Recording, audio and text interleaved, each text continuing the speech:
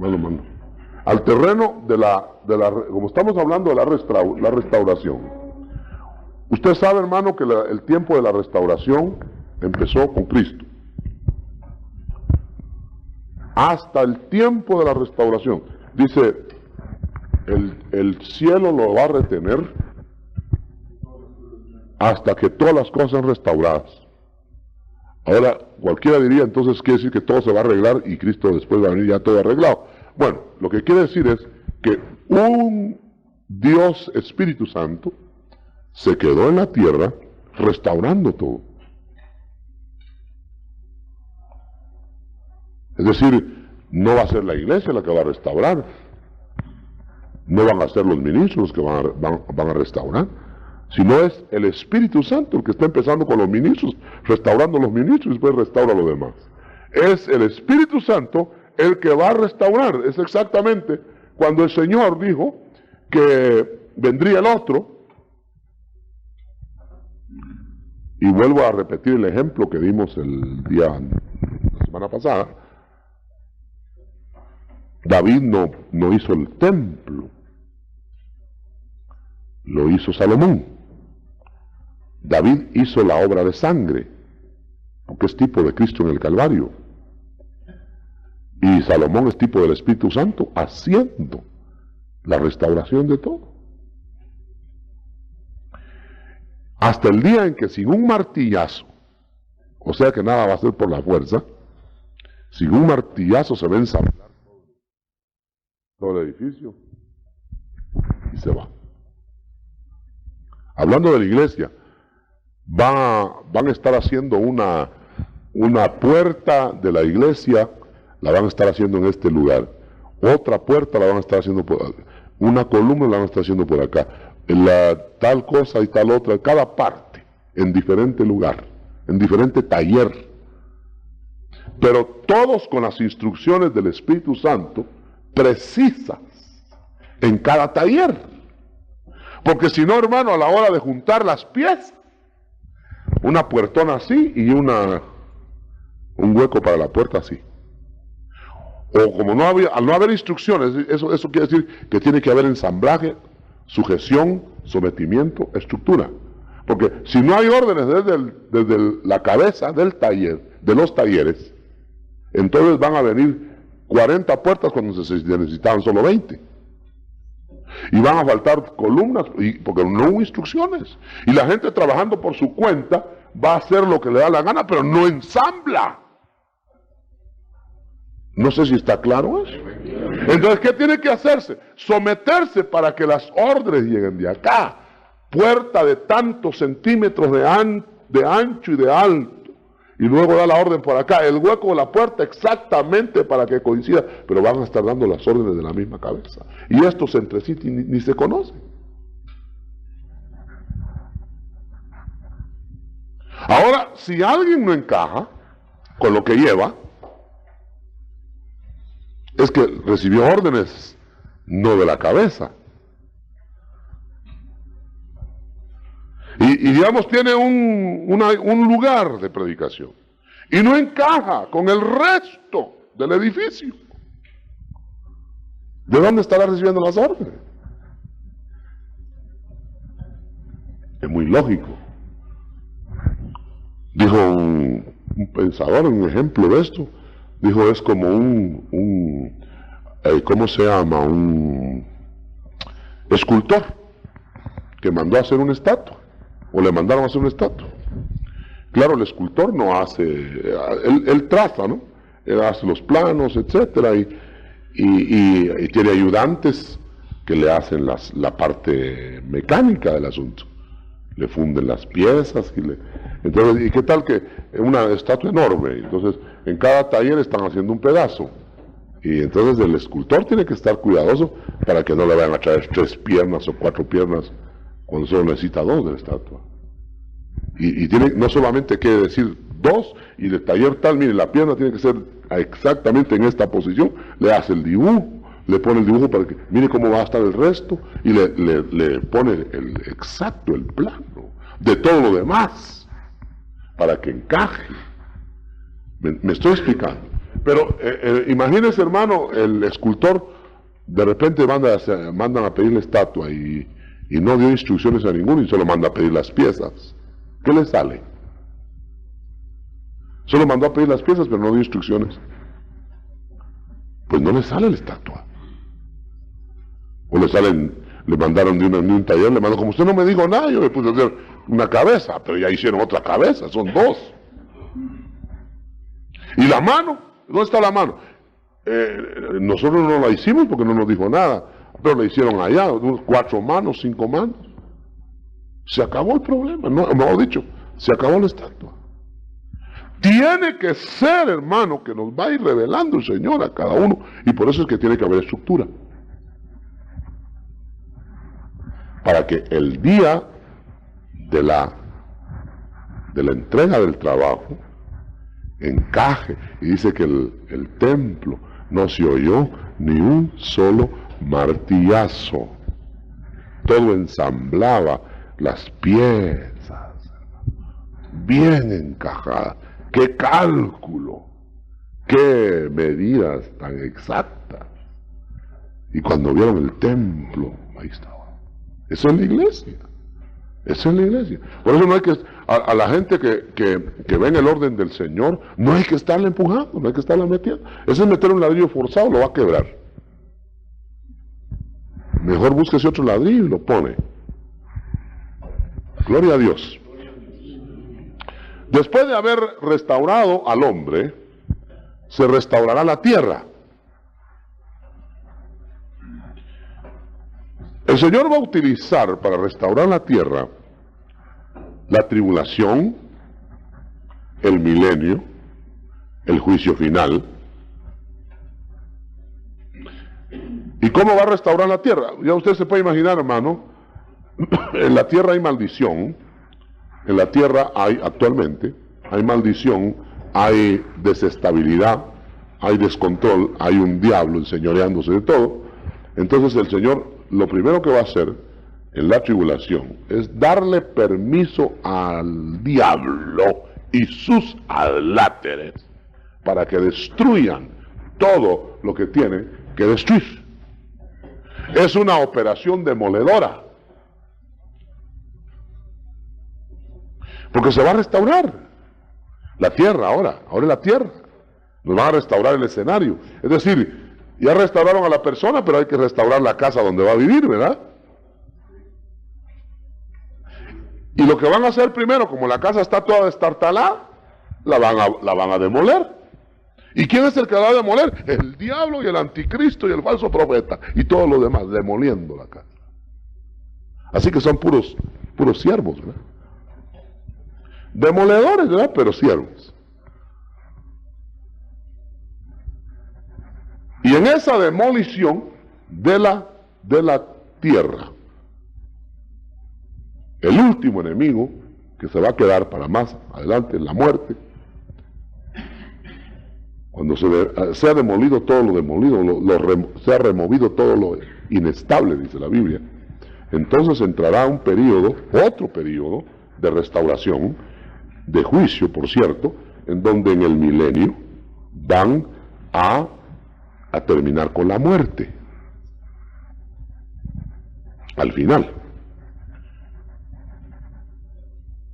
Y en el milenio van a empezar a restaurar, a instalar el gobierno perfecto. Entonces vamos a tener, o van a tener en la tierra, una tierra restaurada, no al 100% todavía, porque la restauración al 100% va a ser cuando todo esté restaurado. O sea, cuando la muerte sea vencida. Pero sí, eso sí, de este milenio, mire cómo va la gradación. Aquí el diablo se da gusto, mire. Hasta samba le van a hacer que baile. Aquí lo amarran. Y aquí lo eliminan. O sea que se ve que el milenio es un asunto provisional. Porque ¿por qué eso lo amarran al diablo? Usted se ha fijado, hermano, que ahora estamos en proceso, porque a nosotros no nos mandan a liquidar al diablo. Qué bueno, ¿verdad? Que le dijéramos, diablo, quedas liquidado en ese momento. ya no molesta a ningún otro. Solo nos mandan a que lo atemos. Y parece que no lo atamos con muy buenas amarras porque se desata. De tal manera que la operación actual es de amarre con desamarre. Y la operación del milenio es un amarre con desamarre. Ahora lo están amarrando los hombres actualmente.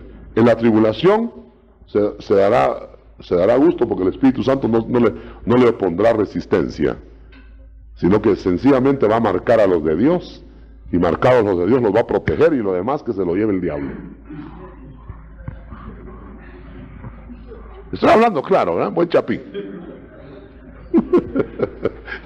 Ahora, en cambio, en el milenio, los ángeles van a amarrar. Ellos no lo hacen ahora, lo hacemos nosotros. Pero cuando la iglesia que amarra al diablo se vaya, no va a haber que lo amarre. Y es hasta después de la tribulación que lo van a amarrar ángeles. Van a mandar un ángel a amarrarlo. Y entonces en todo el milenio no va a haber amarres porque el diablo va a estar amarrado. Pero va a ser suelto al final. Para que en el juicio final sea aseptizada la tierra,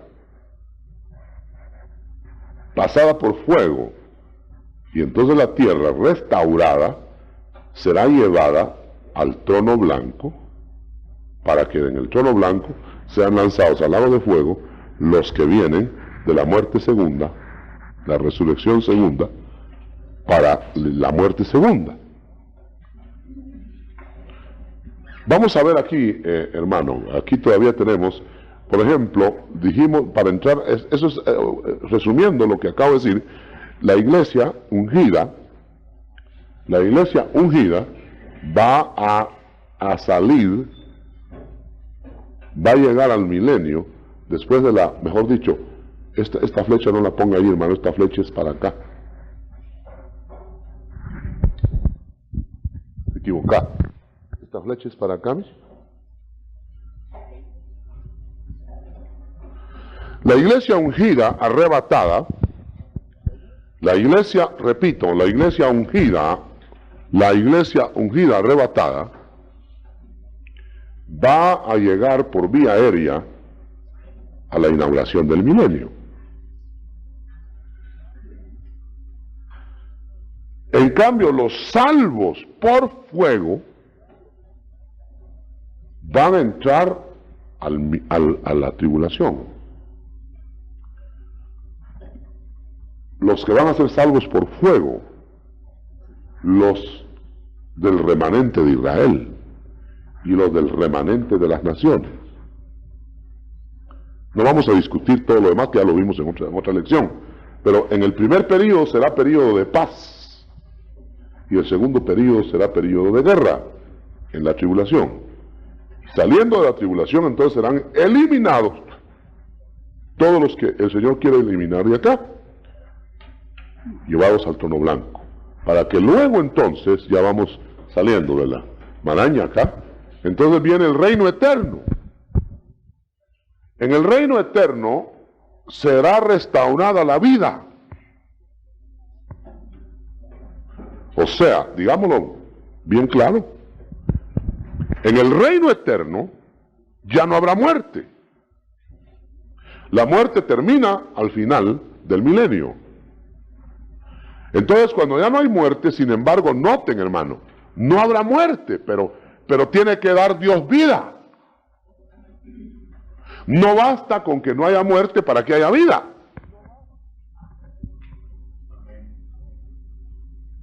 Porque entonces la muerte lo único que hace es cortar la vida.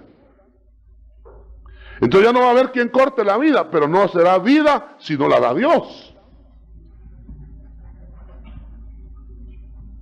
Entonces, ¿qué va a pasar? Que les van a dar del árbol de la vida.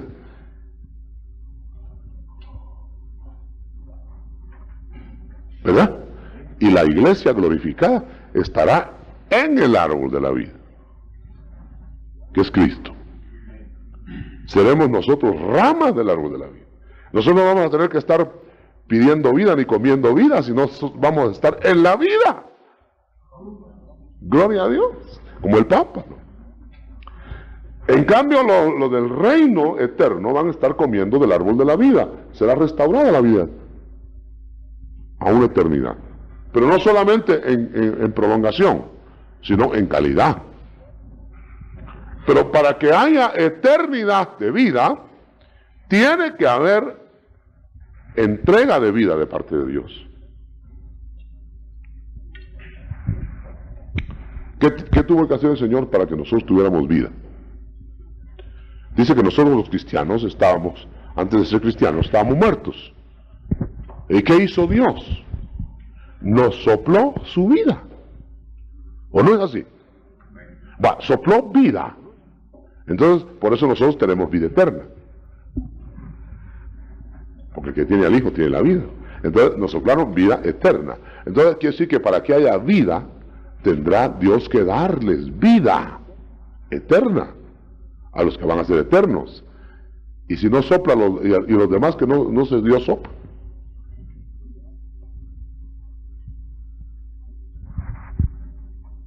Aquí se pone la cosa color de hormiga. Menos mal que nosotros vamos a hacer de esos, ¿verdad? Entonces, de todos modos les dejo la inquietud. Entonces, los otros que no fueron soplados de vida tendrán la muerte segunda, que es la muerte eterna. Ahora, no nos metamos a describir la muerte eterna, porque ni siquiera podemos describir con qué cuerpo van a recibir la muerte eterna, puesto que no hay cuerpo glorificado para ellos, sino solo para los que vamos a tener vida. Y los otros les irán a hacer un cuerpo de asbesto o de cemento, no sé, pero les van a tener que hacer un cuerpo que resista los juicios.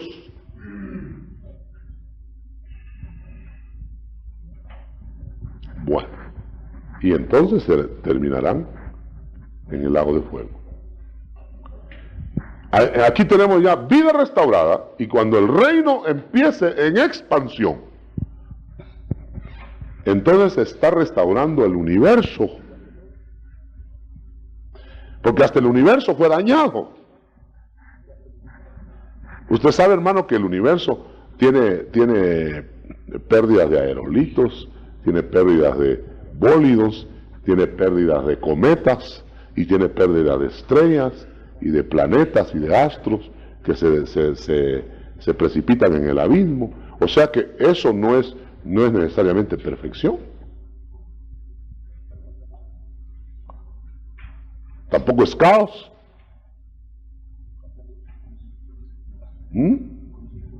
Es consecuencia. ¿Por qué cree usted que los animales tienen dolores? ¿Acaso los animales pecan? Y el dolor se puso como castigo del pecado.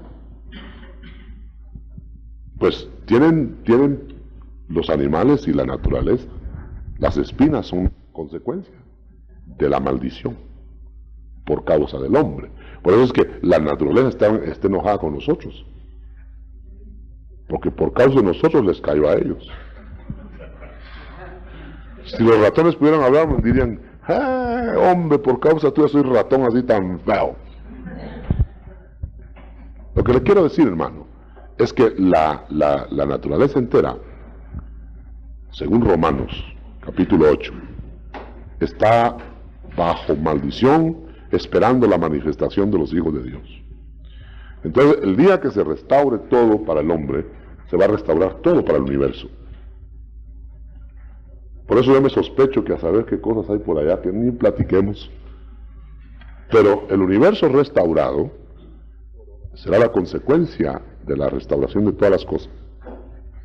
Y entonces el universo en expansión entroncará en el reino sin fin, los aions, que se llama en el griego, o sea, etapas de etapas multiplicadas hasta el infinito.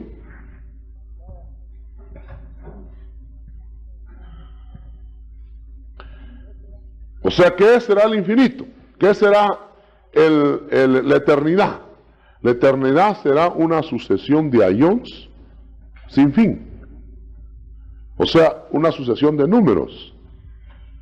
¿Cuál es el último número? Siempre piensa en el último y hay otro.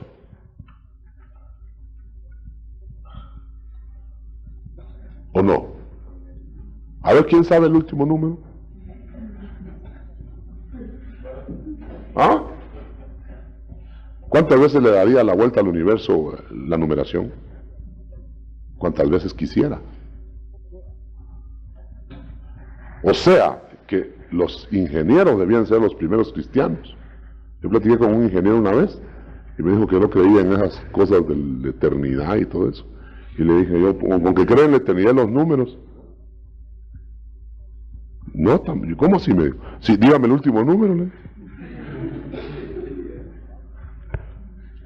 Se fue zumbando, todavía está contando.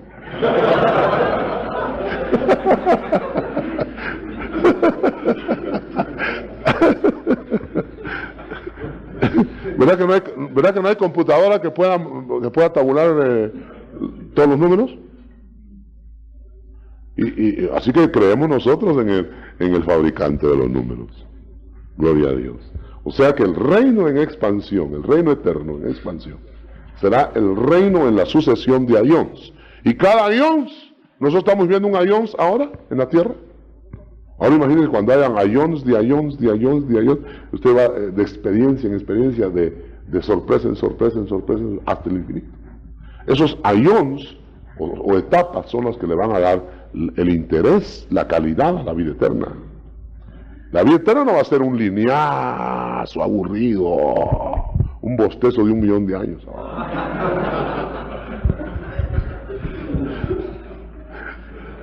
Sino que va a ser una sucesión de sorpresas. Aleluya. Gloria a Dios. Tocando el arpa, fíjese, bueno, espérenme unos 10.000 años, voy a tocar. Ya voy, ¿verdad? Solo espérenme unos 400 años. No va a ser solo una dimensionota, sino que va a ser calidad. Ahora, hermano, los deleites, yo voy a finalizar con eso. Los deleites, y por cierto aquí tengo la cuarta dimensión, los deleites de la cuarta dimensión, no los hemos experimentado más que probaditas. Entonces, cuando nosotros estemos en la cuarta dimensión, entonces nuestros sentidos desbloqueados totalmente, y no digo solo desbloqueados, porque ahora nos los desbloquean y parece que todavía estuviéramos bloqueados, porque no están a la capacidad total. Los ojos no ven todo lo que podrían ver. Los oídos no oyen todo lo que podrían oír, etc. Pero cuando le pongan todo el volumen, ¡oh, hermano! Eso saber cómo va a ser, ¿verdad? Que cosas que oreja no ha oído.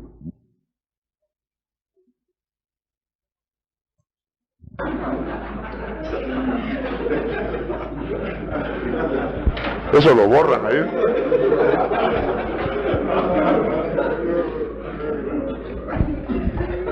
Ni ojo ha visto. Son las que están preparadas.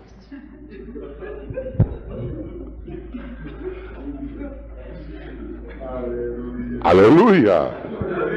Gloria a Dios. Hermano, eso es lo que nos espera. Ahora, cuando estemos en capacidad total, ¿qué iremos a sentir, hermano? ¿Qué iremos a ver? ¿Cuál será la limitación de nuestro poder? ¿Cuál irá a ser la limitación de nuestros sentimientos y de nuestro intelecto? Cuando dice la Biblia que ahora vemos por espejo, y eso que está hablando de los ungidos. Ahora profetizamos, en parte conocemos y en parte profetizamos. Y eso que está hablando de los ungidos. Ahora, imagínense cuando todos seamos conocidos como conocemos, o conozcamos como somos conocidos, cuando el Señor sea el todo en todos, topó el mundo. Ya ni hablemos de eso, que nos volvemos locos. Vamos a tener, ya yo creo que hasta ni el vocabulario va a existir ya. Va a ser a través de transmisión de deseos. De tal modo que cuando el diablo hace la telepatía y proyecta todas esas cosas aquí en la tierra, es una copiecita de la verdadera telepatía, del verdadero conocimiento. Nosotros no vamos a tener, imagínense que aún en lo mecánico, no vamos a tener necesidad de ¿cómo se llama? Vehículos para conducirnos.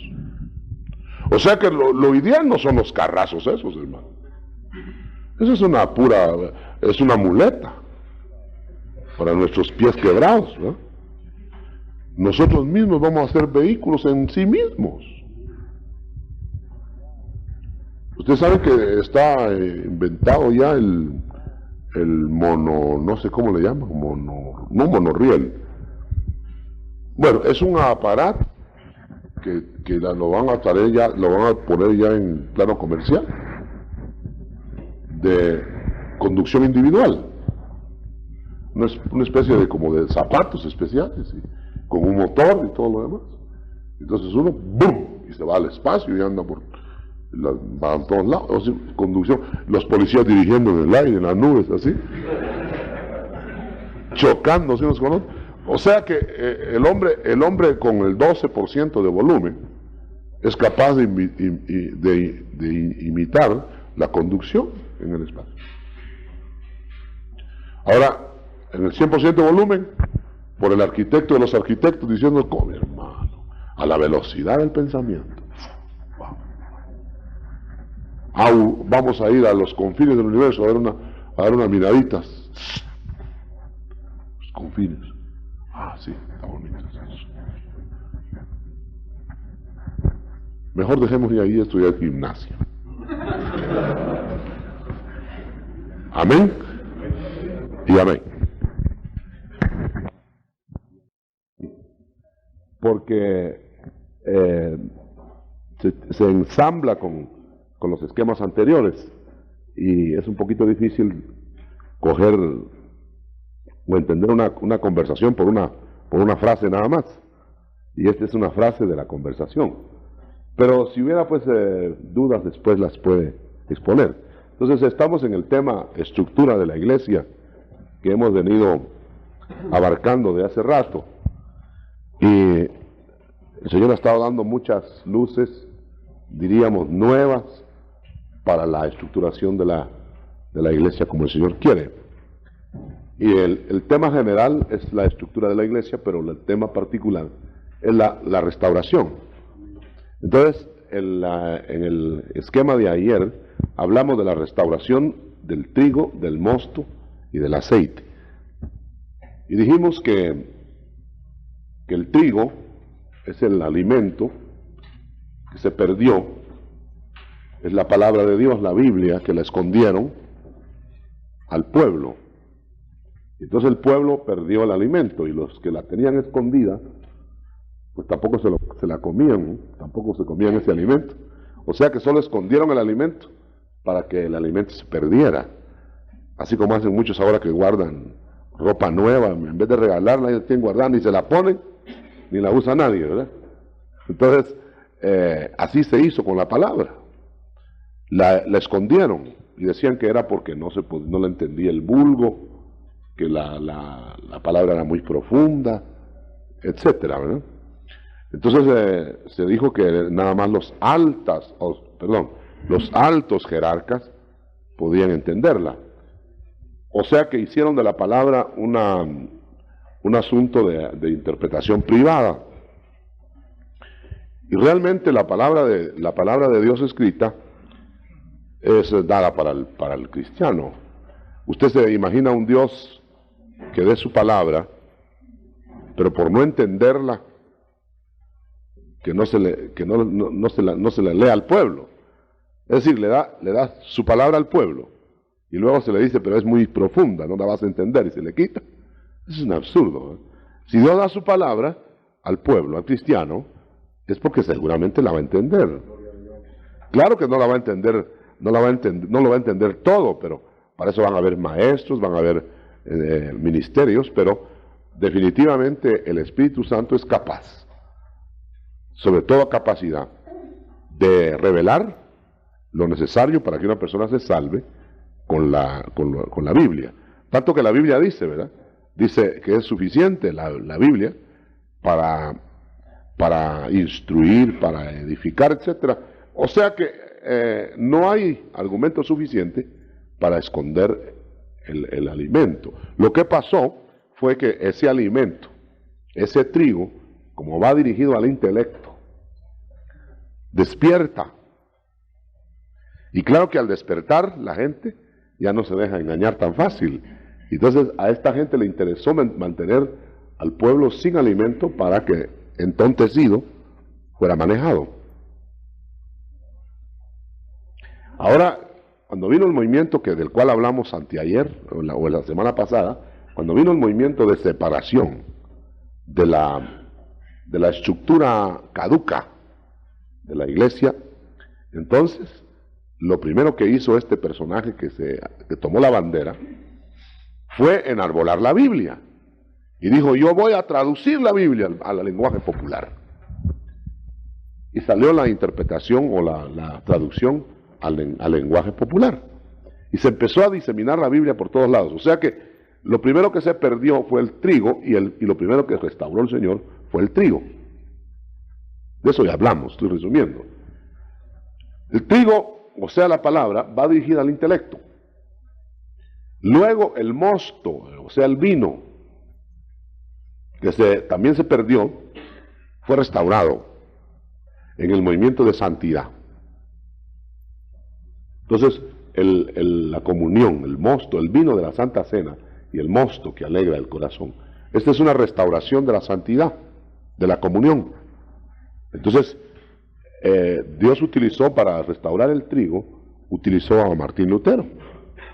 Aunque no fue solo él, hubo muchas luminarias del siglo, que no se me queda, 16, muchas luminarias que se encargaron de traer esta verdad. La verdad fue que el justo es salvo por la fe y no por lo que hace. Mire qué verdad estaba empolvada. Y entonces la sacó Lutero y la enarboló. Y luego vino Juan Wesley, creo que en el siglo XIX, XVIII. Y en el siglo XVIII, Juan Wesley levantó el movimiento del vino, o sea, la restauración de la comunión. Exigió la santidad. En ese tiempo, aquí en este tiempo había solo exposiciones teológicas profundas. Melanchthon, un compañero de Lutero, era el cerebro de la Reforma. Lutero era el ejecutivo, pero Melanchthon era el cerebro de la Reforma. Y este hombre era el que pensaba. Y este magnífico teólogo, que todavía lo estudian ahora, desentrañó verdades que jamás se habían conocido, sino desde los días apostólicos. Entonces, pero esto solo era intelecto. Pero mire, el Señor va por partes, ¿verdad? No restauró de una vez intelecto, sentimiento y voluntad, sino despertó primero el intelecto. Porque con el intelecto nosotros recibimos la comunicación, es decir, entendemos con el intelecto. Y una cosa que nosotros nos la vamos a apropiar entendiéndola. Nadie se va a apropiar de algo tan bien, tan maravillosamente fuerte, si no lo entiende. Es decir, uno puede tener algo, pero al no entenderlo no lo utiliza, no le aprovecha. Es exactamente como que a usted le den una finca, le regalen una finca. Es suya, le dan la escritura y todo, pero ni la va a conocer, ni la siembra, es como que no la tuviera. Pero si usted la analiza, la mira, la usa, la siembra, entonces no solo es suya, sino que la está utilizando. Y eso es lo que el Señor quiso hacer con el movimiento del despertamiento del intelecto. Es exactamente lo que dijo Jeremías. Cuando hay un movimiento de avivamiento, Jeremías dice ahí que el Señor lo que va a hacer primero es despertaré sobre vosotros mi buena palabra. Esto es, usted ve en el avivamiento de Josías, el rey Josías, en el avivamiento de Ezequías, usted va a ver, estudiándolo detenidamente, a fondo, usted va a ver que lo primero que se despertó fue la palabra. Miqueas, en los días de los jueces, en los días del Señor. ¿Qué fue lo primero que hizo el Señor? El Señor lo primero que hizo fue dar la palabra. A los 12 años estaba confundiendo a los sabios con la palabra. Estaba tratando de llevar, o sea que lo primero que surge es la palabra. Y le decía que en el avivamiento de Josías es muy típico, porque en el templo que Josías quiso restaurar, mandó a restaurar. Fíjese, el templo estaba derruido, con telarañas, las puertas estaban selladas. Entonces, ¿qué significaba? ¿Un pueblo religioso con los templos sellados? No les interesaba ya el templo. Y cuando el Señor despertó a Josías, y note, hermano, note una cosa, aún antes de despertar su palabra, despierta a un líder. Primero despertó a Josías, porque ¿usted cree que Josías de sí mismo empezó con ideas de renovación? No, hermano. Josías era un muchachito, subió al reino muy joven y bajo presiones horribles. Su padre no las tenía todas consigo, no tenía relación directa con Dios, así que si por influencia de influencia se hubiera tratado, Josías hubiera seguido los pasos de su padre. Pero no, de repente empezó él con aquel deseo, en cuanto yo suba, quizá él decía en la corte, ¿verdad? Viendo las barbaridades que hacían en la corte, decía, cuando yo sea rey, si es que yo voy a llegar a ser rey, yo voy a barrer todo esto, yo voy a enderezar todo esto. Entonces ya el Espíritu de Dios estaba trabajando en él. Y luego que sube al trono, inmediatamente el Señor le dice, restaura mi templo, restaura el templo, el pueblo está apostatando. Entonces viene Josías y empieza a querer restaurar el templo, y mandó a que limpiaran las telarañas y que hicieran esto y lo otro. Y cuando ya estaba limpiado el templo, o estaban limpiando el templo para abrirlo, para utilizarlo, van encontrando entre los escombros del templo, encontraron la palabra de Dios, el libro. Ahora, imagínense, un pueblo que había perdido el templo y había perdido el libro. ¿Qué tendría entonces? No tenían nada, ¿verdad? Y mi hermano, esta es una figura de la iglesia. La iglesia había perdido el templo y había perdido el libro. Entonces, ¿qué les quedaba? ¿Qué le quedaba a esa iglesia monumental, esa iglesia que fabricando grandes templos de millonadas de este grueso, las paredes y el lujo tremendo, y sin libro, y sin limpieza? Bueno, entonces el Señor, terminemos con Josías. Entonces Josías, al ver que se había restaurado el trigo, es decir, había encontrado ese libro, él se rindió al libro, rasgó sus vestidos y lloró cuando supo lo que Dios decía, pero que nadie sabía lo que Dios decía. Entonces el primero que se sujetó a la palabra fue Josías. Y cuando se sujetó a la palabra vino el gran avivamiento de Josías. Estamos probando por la Biblia que el trigo es lo primero que tiene que levantar, que tiene que surgir. Ya cuando hermano, dígame usted, póngale usted un libro, una torre de libros a una persona que esté en inanición, que esté hambriada. Esa persona no va a entender nada, se va a dormir sobre el libro, por debilidad. Entonces, lo que necesita el pueblo primero es el alimento espiritual. Por eso, hermano, ningún avivamiento es verdadero avivamiento si no se finca en la palabra. Podrá ser un nudo de emociones, o podrá ser un avivamiento de grito, un amén y dos aleluyas, y nada de doctrina. Y entonces eso se apaga. El diablo ni se molesta en atacarlos, solo espera que se pongan a tiro y entonces así los apaga. Porque no hay palabra. Imagínense que el Señor, el diablo tiene una táctica muy interesante, hermano, y muy diabólica, porque al fin y al cabo viene de él, ¿verdad? Imagínense que el Señor se para frente al diablo, lleno de poder, ungido, y el diablo no se le arredró. Bueno, vamos a pelear. O sea que el diablo no lo asusta el poder, al diablo no lo asusta la unción, ni le asusta la santidad de una persona. ¿Quién estaba en mejores condiciones de santidad que Cristo cuando se enfrentó con el diablo en el desierto? ¿Quién más santo que él? ¿Y quién más poderoso que él? Recién ungido, venía estrenando el ungimiento. Venía lleno de poder. Y el diablo le dijo, bueno, pues vamos a pelear. ¿Qué tamaño será el diablo, hermano? Y entonces, ¿qué fue lo que lo derrotó? La palabra. El Señor no le dijo, yo vengo de grandes experiencias, Satanás.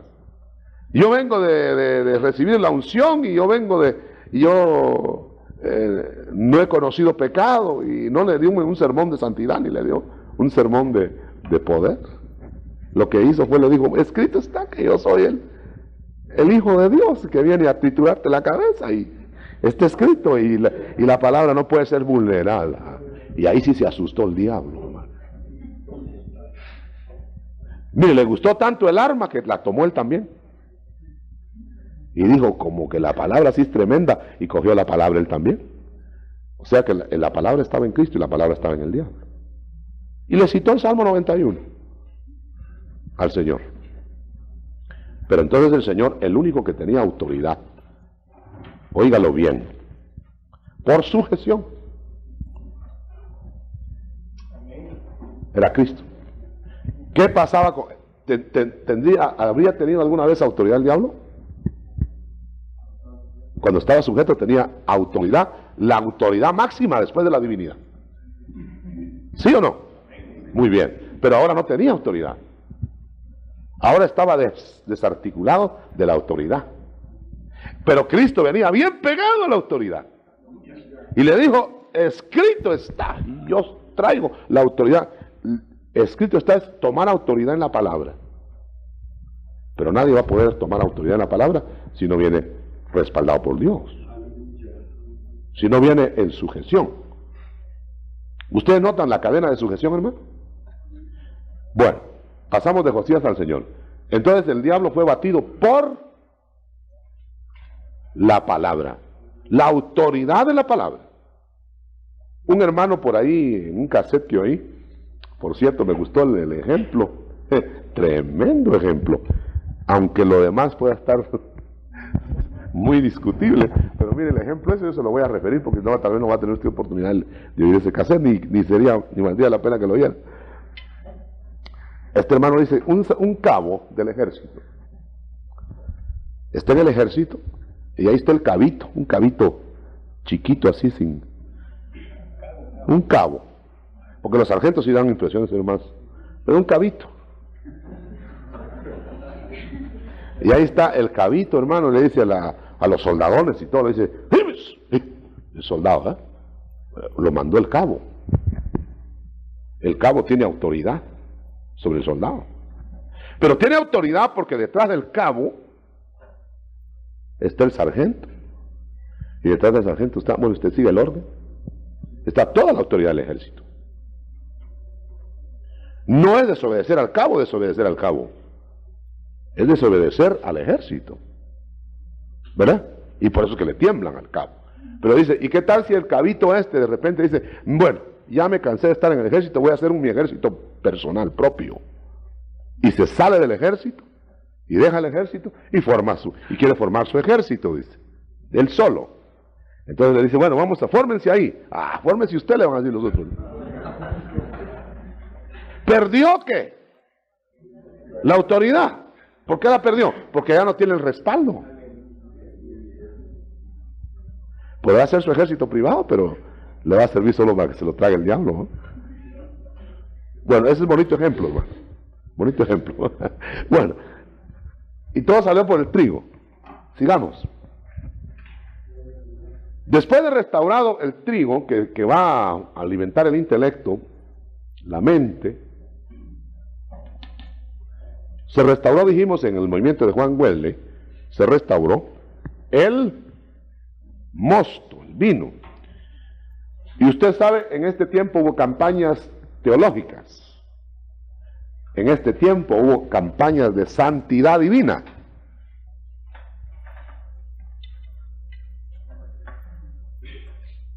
Que el otro día le decía yo a usted que si hoy se hace una campaña de santidad divina no llega nadie.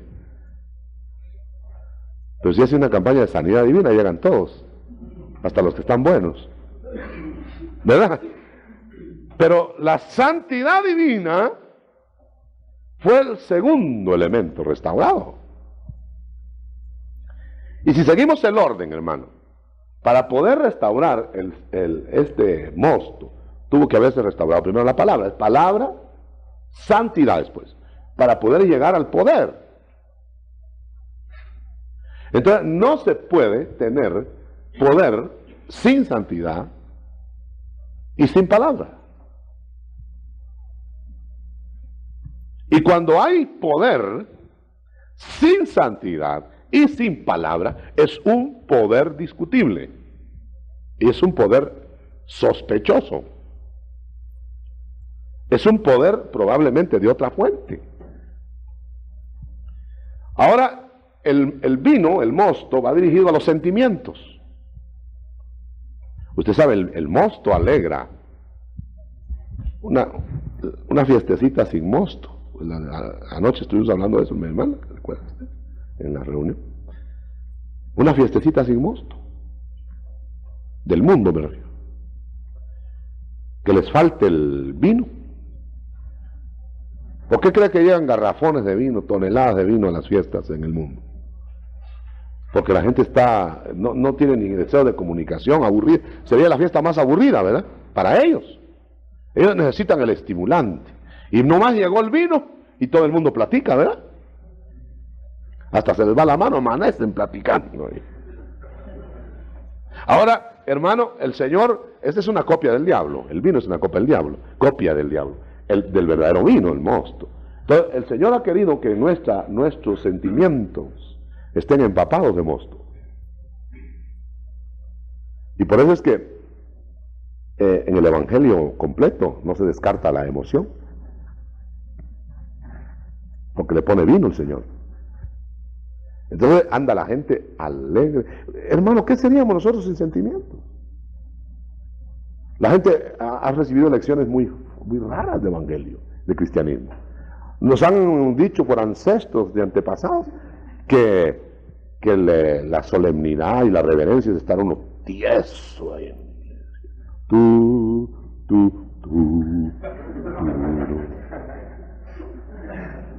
¡Ah! ¡Qué solemne! Dice. ¡Qué reverencia! Y hermano, el verdadero mosto, la verdadera comunión con Dios es mosto. O sea, naturalidad, alegría, locuacidad, vida. Yo no he encontrado lugares más solemnes que los cementerios. ¡Qué solemnidad, hermano!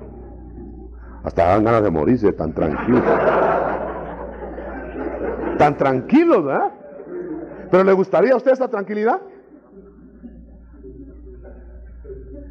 Fíjense que los muertos ni las moscas se quitan de encima. No pueden. Entonces hay cierta pasividad que se ha confundido con la vida. El mosto, ¿cómo es una reunión llena de mosto? El Pentecostés estaba lleno de mosto. Y creyeron que estaban borrachos. Entonces, hermanos, restauró el Señor. Dijo, bueno, estos se me están poniendo muy aburridos, dijo el Señor. Les voy a restaurar el trigo, bien alimentados, bien estimulados. Les voy a dar el poder.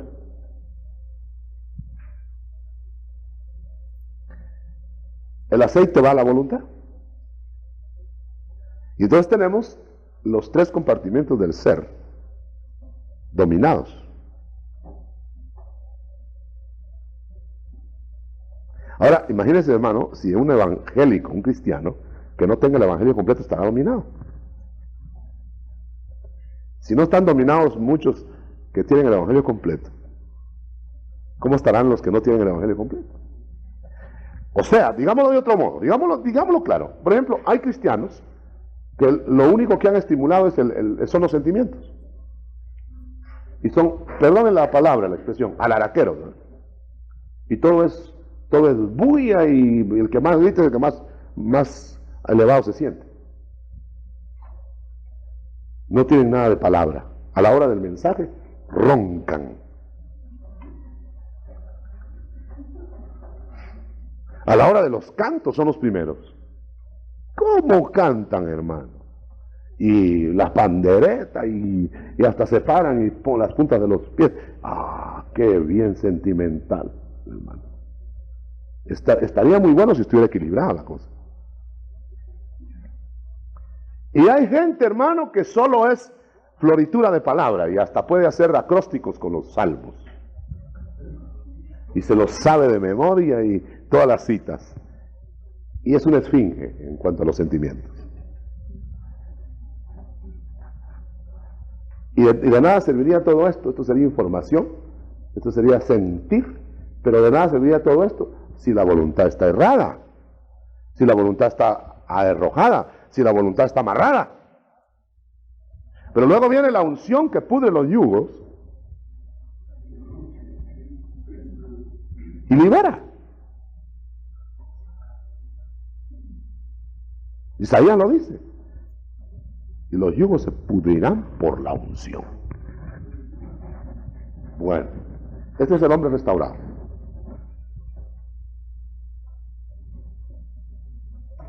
Este es el hombre restaurado. Ahora, el Señor quiere restaurarlo todo. He aquí, yo hago nuevas todas las cosas. Quiere decir que para la eternidad a la que vamos, todo tendrá que estar restaurado, porque lo que no esté restaurado va a ser eliminado. Toda planta que no plantó mi padre será arrancada, dice. De tal manera que si no fuera así, hermano, o si digamos tuviéramos una tierra restaurada, sin hombres restaurados se vuelve a manchar. Si entra un pecadorcito impenitente al cielo por la puerta de atrás, hay que ir poniendo hospitales en el cielo. Y hay que ir poniendo cárceles también. Otra vez la misma cosa. Y manicomios. Pero puesto que todo va a ser restaurado, y eso es producto de la caída, todos esos cárceles y manicomios y hospitales, entonces el Señor va a eliminar de la eternidad, va a eliminar todos los efectos del pecado, porque va a eliminar el pecado, y va a eliminar a los que no quisieron dejar el pecado, y los va a poner al margen del movimiento del universo, por eternidad. Muy bien. Entonces, el hombre restaurado, ya lo hablamos la otra vez, que para poder nosotros adorar a Dios en espíritu y en verdad, tenemos que hacerlo integralmente. De tal manera que ninguno va a adorar como Dios espera que le adore, si no entran los tres compartimentos. Porque no se quedaban adorando en el atrio del templo, ni del tabernáculo. No, en el atrio no adoraban. En el atrio se preparaban para entrar a santificarse en el lugar santo. Y los lavatorios y todo eso. La adoración era en el lugar santísimo. Y eso en aquel tiempo delegaba la adoración en el sumo sacerdote. Pero cuando se rompió el velo del templo, el Señor nos abrió el lugar santísimo. Y entonces nosotros podemos entrar al lugar santísimo. Pero para entrar al lugar santísimo hay que pasar por el atrio, por el lugar santo y hasta llegar al lugar santísimo, para que las tres partes del ser adoren. Y entonces vamos a tener el cuerpo rendido, el alma alabando y el espíritu adorando. Si no hay un impacto en el espíritu, entonces no hay adoración, porque la adoración es del espíritu. Puede haber emoción, eso es del alma, Esa es alabanza. Y puede haber, digamos, entrega del cuerpo o no entrega del cuerpo. Entonces ahí tenemos nosotros que todo esto es manejado por estos tres elementos. Tanto el alma como el cuerpo y el espíritu son manejados por los tres elementos. De tal manera que una persona que no cultive su intelecto en el espíritu va a ser un analfabeto espiritual. ¿Verdad? O sea que la doctrina es la alfabetización del espíritu o espiritual. Y entonces nosotros vamos a tener gente, hermano, muy sentimental y analfabetos en la doctrina. Y vamos a tener gente muy voluntariosa, pero sin sentimientos dirigidos o sin intelecto cultivado. ¿Qué es lo que el Señor quiere? Equilibrio. Equilibrio completo. Muy bien. Dejemos ya la restauración del hombre. Le decía que cuando hablamos de adoración y de alabanza, dijimos, y eso es bueno recordarlo porque es un elemento muy fundamental, y de eso yo diría que casi ninguno estamos exentos. Ninguno. Todos tenemos más de algún bloqueo. Así como se bloquea la irrigación del corazón, y vienen los infartos, así como se bloquea la irrigación del cerebro y vienen los derrames y las muertes cerebrales, etcétera. Así tenemos nosotros en el ser, tenemos lo que dijimos ya. Aquí está el espíritu, el alma y el cuerpo. Entonces los sentidos son las salidas, ¿verdad? Pero el diablo lo que hace es bloquear las salidas. Y entonces tenemos un alma que no puede alabar, y sobre todo un espíritu que no puede expresarse, no puede adorar. Y ahí tenemos creyentes embotellados, ¿verdad? ¿Y qué es lo que hay que hacer? ¿Liberarlo? Liberarlo. La gente se asusta cuando oye eso de liberación. Y cree, liberarlo, no, hermanos, yo no tengo demonios. No, tal vez tiene una cosa peor, los tapones de las vías. Está bloqueado. Está bloqueado. El diablo no necesita mandarle un demonito, porque tal vez no lo puede mandar ahí, no lo puede meter. Pero nada más le tapa la salida. Y usted se queda encerrado. Y ahí tenemos al que no puede adorar, el que no puede orar, el que no puede, no se goza, lo tienen arruinado, hermano. Una pelota andante bloqueada, ¿no? Pesada ya, le tiene tapiada por todas las salidas. Le tiene cerrados los ojos, cerrados los oídos, cerrados todos los sentidos. ¿Qué hay que hacer? Liberarlo, destaparlo, higienizarlo. Un spray ahí que le destape los oídos. Y entonces vamos a tener una persona restaurada que no se deja bloquear. Y cuando no se deja bloquear, tiene comunicación continua con Dios. Muy bien.